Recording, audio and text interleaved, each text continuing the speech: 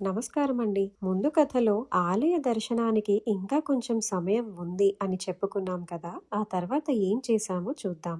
ఆలయ దర్శనానికి ఇంకా కొంచెం సమయం ఉండటంతో నేను, వైషు ఇద్దరం ఒకరినొకరం చూసుకుని ఇంకోసారి రంగడిని చూసి వద్దామా అనుకుంటూనే మళ్ళీ గుడికి బయలుదేరాము. అప్పటికి మాకు తెలియదు ఆ రాత్రి మమ్మల్ని ఎవరు పిలుస్తున్నారో. సరిగ్గా టైం చూసేసరికి అప్పటికి గుడి మూసేయడానికి ఇంకో 20 నిమిషాలే ఉన్నాయి. అదృష్టవశాత్తు మేము లోపలికి వెళ్ళగలిగాము.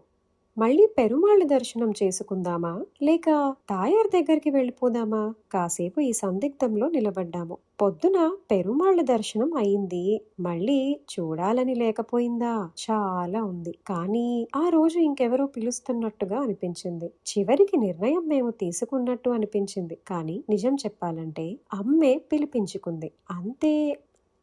అమ్మ దగ్గరకు వెళుతున్నాం అనగానే అడుగులు వేగం మామూలుగా లేదు. ఆ ఎక్సైట్మెంట్ ని మాటల్లో చెప్పలేం. ఆ క్షణంలో మనసంతా ఒక చిన్న పిల్లలా మారిపోయింది. ఆనందం, ప్రేమ, వాత్సల్యం అన్నీ కలిసిపోయి మేము అమ్మ సన్నిధికి చేరుకున్నాము. మాకు ప్రత్యేక టికెట్లు లేవండి. సాధారణ దర్శనంలోనే వెళ్ళాలి. కానీ అక్కడ నుంచి జరిగిన ప్రతి విషయం ఇప్పటికీ గుర్తుకొస్తే ఆశ్చర్యంగానే అనిపిస్తుంది. నా కథలో అన్ని ఆశ్చర్యాలే అనుకోండి.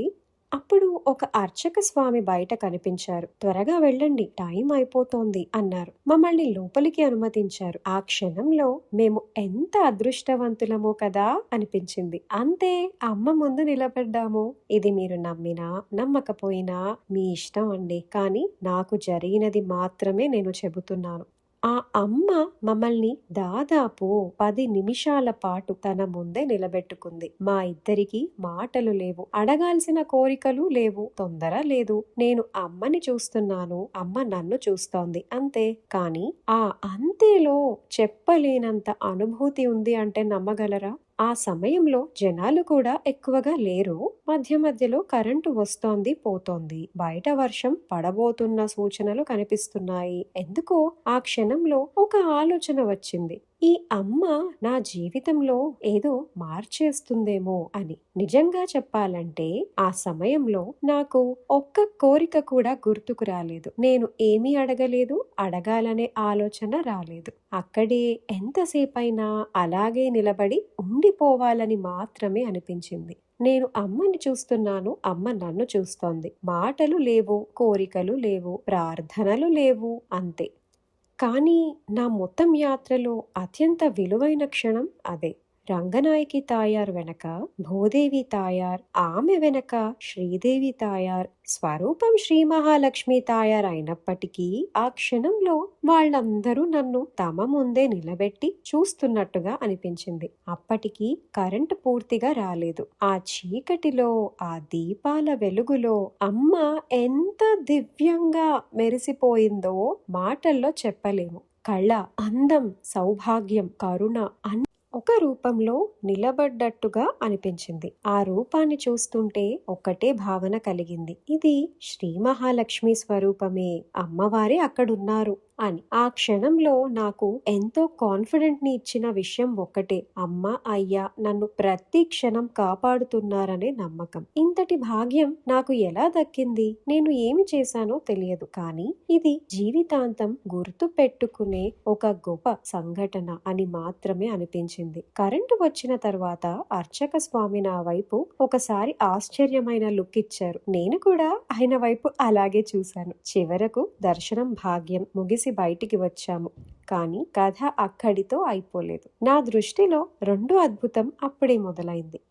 మమ్మల్ని లోపలికి అనుమతించిన అదే అర్చక స్వామి మళ్ళీ మమ్మల్ని పిలిచారు. అమ్మవారి మంగళహారతి ఉంది అన్నారు. ఇది చాలా ప్రత్యేకమైన సేవ అన్నారు. మమ్మల్ని ముందుకు పిలిచి కూర్చోబెట్టారు. ఆ క్షణంలో మాకు కలిగిన ఆనందం అంతా ఇంతా కాదు. ఒక నది ఒకసారిగా పొంగి పొర్లితే ఎలా ఉంటుందో నా మనసు కూడా ఆనందంతో అలా నిండిపోయిందన్నమాట. ఆ ఆనందాన్ని దాచుకోవడం అసాధ్యమైంది. మేము అమ్మవారికి చాలా దగ్గరగా కూర్చున్నాము. వెనక టికెట్ తీసుకున్న భక్తులు కూడా కూర్చున్నారు. కానీ మేము మాత్రం అమ్మవారి సన్నిధికి ఎంతో దగ్గరగా ఉన్నాము. ఆ విషయం గుర్తొచ్చినప్పుడల్లా ఇప్పటికీ ఎంతో ఆశ్చర్యంగా ఉంటుంది.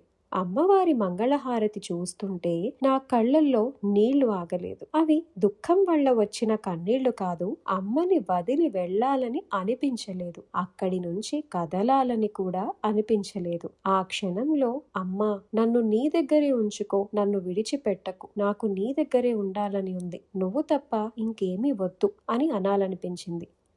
ఆ మాటలు పెదవుల మీదకు రాకపోయినా మనసులో మాత్రం స్పష్టంగా వినిపించాయి. ఎందుకో అమ్మ నన్ను తన దగ్గరకు తీసుకున్నట్టుగా అనిపించింది, ప్రేమగా హత్తుకున్నట్టుగా అనిపించింది, తన ఒడిలో తల పెట్టుకుని పడుకోమన్నట్టుగా అనిపించింది. నా జీవితంలో నేను ఎప్పటికీ మర్చిపోలేని అనుభూతుల జాబితాలో ఇది మొదటి వరుసలో ఉంటుంది.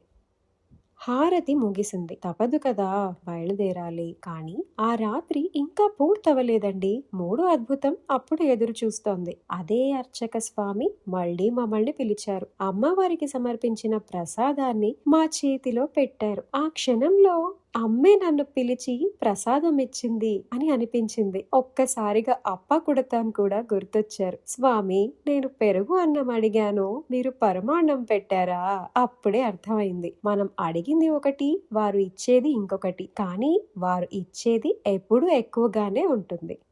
ఆ వేడి వేడి పరమాన్నం పక్కనే ఉన్న పాలకూర కూర కాంబినేషన్ వింటే విచిత్రంగా అనిపిస్తుంది, కానీ తిన్నాక మాత్రం ఒక సీక్రెట్ అర్థమైంది. అమ్మకి ఇష్టమైన వంటలు ఇలా ఉంటాయన్నమాట అని. కళ్ళల్లో మళ్ళీ నీళ్లు వచ్చాయి, కానీ ఈసారి అవి సంతోషంతో వచ్చిన కన్నీళ్లు. కడుపు నిండింది, అంతకంటే ఎక్కువగా మనసు నిండింది. నా మనసుకు ఎంతో దగ్గరైన వాళ్ళకి ఫోన్ చేశాను, జరిగిందంతా చెప్పాను. కొన్ని ఆనందాలు మన దగ్గరే ఉంచుకుంటే సరిపోవు కదా, వాటిని పంచుకున్నప్పుడు అవి ఇంకాస్త అందంగా మారిపోతాయి. బయట వర్షం జోరుగా కురుస్తోంది. కొంతసేపు అక్కడే ఉన్నాము, కానీ వర్షం తగ్గేలా కనిపించలేదు. మరి ఏం చేసుంటాము? నెక్స్ట్ పార్ట్ ఆఫ్ ద స్టోరీలో చూద్దాం.